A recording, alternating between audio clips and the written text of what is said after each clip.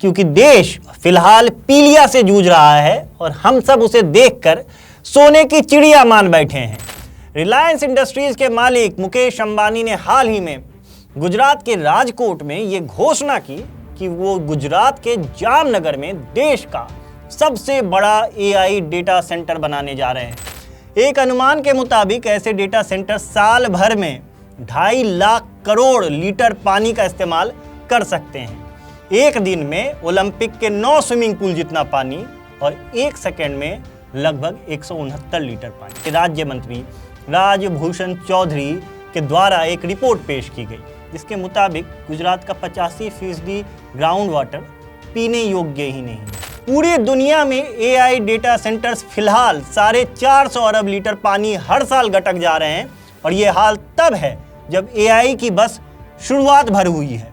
आप सोच कर देखिए, जब ये हर हाथ और हर इंसान तक पहुंचेगा तब इसे कितने पानी की जरूरत पड़ेगी। सोचेंगे तो आपका गला सूख जाएगा। एक कहावत है, हर पीली चीज सोना नहीं होती। इस कहावत की मुझे याद इसलिए आई क्योंकि देश फिलहाल पीलिया से जूझ रहा है और हम सब उसे देखकर सोने की चिड़िया मान बैठे हैं। कहावत का सार समझना है तो एक खबर सुनिए। Making Gujarat India's artificial intelligence pioneer. In Jamnagar, we are building India's largest artificial intelligence ready data center with a single goal. Reliance industries के मालिक मुकेश अंबानी ने हाल ही में गुजरात के राजकोट में ये घोषणा की कि वो गुजरात के जामनगर में देश का सबसे बड़ा AI डेटा सेंटर बनाने जा रहे हैं। अंबानी जी ने कहा कि गुजरात रिलायंस की आत्मा है और वे अगले 5 सालों में गुजरात में 7 लाख करोड़ रुपए निवेश करने के प्लान में है। इस AI डेटा सेंटर से हजारों नए जॉब्स पैदा होंगे। अंबानी जी का गुजरात को लेकर जो विजन है वो देखने में किसी सोने के माफिक ही चमचमाता हुआ पीला पीला नजर आता है। मगर इससे पहले आप इस सोने की चमचमाहट से अंधे होकर सिर के बल खड़े हो जाएं, आपको AI डेटा सेंटर और इसको लेकर दुनिया भर में चल रही भसड़ से परिचित करवा देते हैं। AI डेटा सेंटर आम डेटा सेंटर से थोड़ा अलग होता है। बेसिकली जो बड़ी बड़ी बिल्डिंग्स में डेटा सेंटर्स होते हैं वो आपके और हमारे लिए फेसबुक और इंस्टाग्राम चलाने के लिए काम आता है। मगर ये जो AI डेटा सेंटर्स होते हैं इनका इस्तेमाल AI पर बेस्ड एप्लीकेशंस जैसे कि ChatGPT, गूगल जेमिनाई, इन सब के लिए किया जाता है। इस AI डेटा सेंटर में जिस प्रोसेसर का इस्तेमाल किया जाता है वो बहुत ही हाई पावर होता है और उसे GPU या फिर TPU कहा जाता है। जहाँ एग्जाम्पल के लिए एक आम प्रोसेसर 1 सेकेंड में 10 कैलकुलेशन करता हो तो वहीं एक GPU या TPU 1 सेकेंड में 10 लाख कैलकुलेशंस करता है। एक रैक में लगभग 8 से 16 GPU रखे जाते हैं और एक डेटा सेंटर में ऐसे सैकड़ों रैक्स होते हैं। अपनी इस हाई परफॉर्मेंस की वजह से इन GPUs को ज़्यादा बिजली चाहिए होती है और ये आम प्रोसेसर के मुकाबले गर्म भी बहुत ज़्यादा होते हैं। इतने गर्म कि इन्हें अगर ठंडा करने का प्रबंध ना किया जाए तो ये अपनी गर्मी से ही पिघल जाएंगे। अब यहीं एक ट्विस्ट आता है। GPUs को ठंडा करने के लिए पानी का इस्तेमाल होता है और इसमें इतने पानी का इस्तेमाल होता है कि अगर ये किसी खास इलाके में लगा दिया जाए तो वहाँ पानी की भारी किल्लत हो सकती है। एक अनुमान के मुताबिक ऐसे डेटा सेंटर साल भर में 2.5 लाख करोड़ लीटर पानी का इस्तेमाल कर सकते हैं। एक दिन में ओलंपिक के 9 स्विमिंग पूल जितना पानी और 1 सेकंड में लगभग 169 लीटर पानी। इतने पानी का इस्तेमाल उस देश में जहां पानी के संकट को लेकर वर्ल्ड बैंक ने एक डेटा जारी किया है जिसके मुताबिक भारत में भले ही दुनिया की 18% आबादी रहती है मगर भारत में पीने के लायक पानी दुनिया के जल भंडार का महज 4% ही है। कमाल की बात यह है कि पानी के खपत के ये आंकड़े यहीं नहीं थमने वाले हैं क्योंकि AI का मार्केट तेजी से एक्सपेंड हो रहा है। दुनिया को AI डेटा सेंटर्स की और भी ज़्यादा ज़रूरत पड़ने वाली है। एक अनुमान के मुताबिक इन सेंटर्स में जहां 2025 तक 150 अरब लीटर पानी यूज हो रहा था वो अगले 5 साल यानी 2030 में ही 2 गुना से भी ज़्यादा यानी लगभग 358 अरब लीटर पानी का इस्तेमाल करने लगेगा। मगर सवाल ये है कि ये पानी कहाँ से आएगा। रिलायंस इंडस्ट्रीज तो ये पानी अपनी आत्मा गुजरात से खींच लेगी, मगर गुजरात के पास कितना पानी है? क्या इतना है कि इन AI डेटा सेंटर्स की प्यास को बुझाया जा सके? इसको जानने के लिए आपको एक रिपोर्ट देखना होगा। साल 2024 में गुजरात के विधानसभा में गुजरात जल शक्ति के राज्य मंत्री राजभूषण चौधरी के द्वारा एक रिपोर्ट पेश की गई, जिसके मुताबिक गुजरात का 85% ग्राउंड वाटर पीने योग्य ही नहीं है। यहाँ तक कि कुल ग्राउंड वाटर का लगभग 50% पानी खारा है, जो इसे पीने के लिए अयोग्य बना देता है। खुद गुजरात सरकार की एक रिपोर्ट के मुताबिक गुजरात में साल 2030 तक पानी की खपत 32% बढ़ने वाली है और साल 2050 तक यह डिमांड 2 गुने से भी ज़्यादा हो जाएगी। और ये डेटा सिर्फ और सिर्फ पीने के पानी के लिए है। इंडस्ट्रियल और एग्रीकल्चर यूज के लिए जो पानी की ज़रूरत होगी वो तो अलग से है।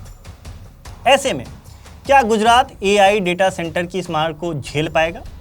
अब इसको समझने के लिए आपको थोड़ा विदेश यात्रा पर लिए चलते हैं।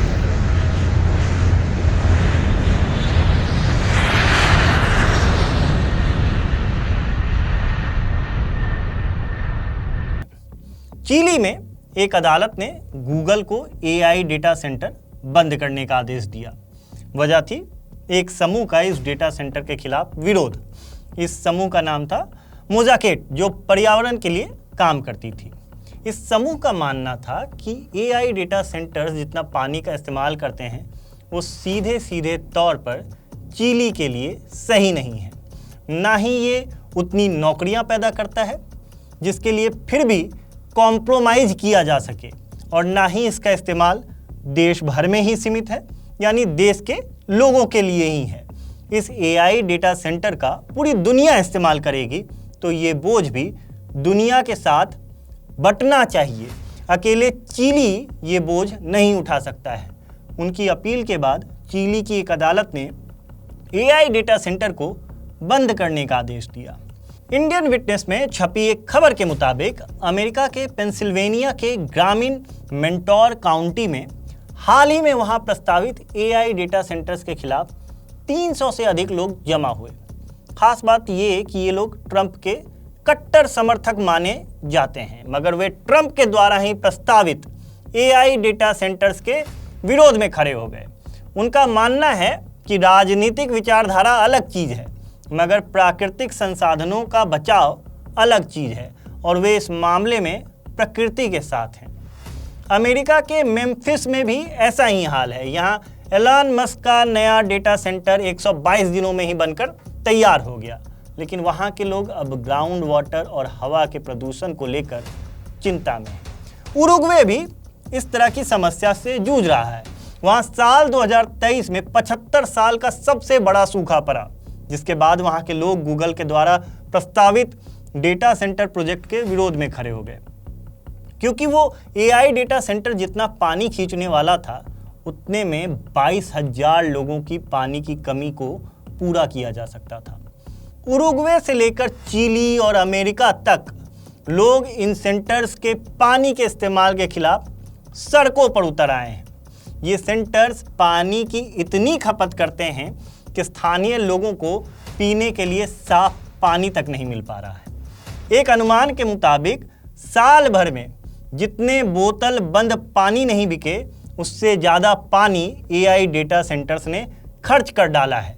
पूरी दुनिया में AI डेटा सेंटर्स फिलहाल 450 अरब लीटर पानी हर साल गटक जा रहे हैं, और ये हाल तब है जब AI की बस शुरुआत भर हुई है। आप सोच कर देखिए, जब ये हर हाथ और हर इंसान तक पहुंचेगा तब इसे कितने पानी की जरूरत पड़ेगी। सोचेंगे तो आपका गला सूख जाएगा। मगर आप क्या कर सकते हैं? भारत में नवंबर 2025 तक लगभग 150 डेटा सेंटर्स ऑपरेशनल हैं, जिनमें से अधिकांश AI रेडी हैं या AI वर्कलोड के लिए तैयार हो चुके हैं। इन सेंटर्स की कुल क्षमता 1 से लेकर 1.7 गीगावाट है, लेकिन सिर्फ और सिर्फ AI फोकस सेंटर्स अभी 10-15 के आसपास ही हैं। गूगल, अमेजन और एनवीडिया जैसी बड़ी बड़ी कंपनी भारत की तरफ रुख कर रही हैं एआई डेटा सेंटर्स के लिए। ज़्यादातर डेटा सेंटर्स देश के बड़े बड़े शहरों के आसपास बनाए जा रहे हैं, जैसे मुंबई, पुणे वगैरह वगैरह, जहां पहले से ही पानी की अथाह कमी है। मगर किसको फ़र्क पड़ता है? कुछ समय ठहरिए, एआई डेटा सेंटर को अमृतकाल के भारत की बड़ी उपलब्धियों में से एक बता दिया जाएगा और आप और हम ताली पीट पीट कर नाच रहे होंगे, बिना इस चिंता के कि इसकी वजह से हमारी आने वाली पीढ़ी पानी के लिए छाती पीटते पीटते मर जाएगी। अंबानी जी का विजन, नए रोजगार, भविष्य का भारत, निवेश और एआई, इस नए तैयार किए गए स्क्रिप्ट में आपको सब कुछ किसी महापुरुष के बायोपिक जैसा दिखाया जाएगा, जिसमें सिर्फ और सिर्फ मोटिवेशन है और कुछ भी नहीं। मगर अंदर खाने झांकेंगे तो आपको घबरा देने वाला अंधेरापन नजर आएगा। आपको ये भी समझना पड़ेगा कि किसी इलाके में मॉल खुल जाना ही विकास के पैमाने को तय नहीं कर सकता है। ये भी देखिए कि उसी मॉल के सामने झुग्गी में रह रहे आदमी का जीवन कितना बदला। जिस देश में दूषित पानी पीने से 1 दर्जन लोग मर जाएं, या गर्मियों में पानी की वजह से किसी प्रदेश के लोग सैकड़ों किलोमीटर पैदल चलते हों, उसी देश में अंबानी का AI data centre data restore करेगा और देश के रिसोर्सेज को पानी की तरह बहाया जाएगा। यही इस मुल्क के मीडिया, सरकार और उद्योगपतियों के साठगांठ की पूरी तस्वीर है। तब तक के लिए देखते दिखाते रहिए वीटी चोखा। धन्यवाद।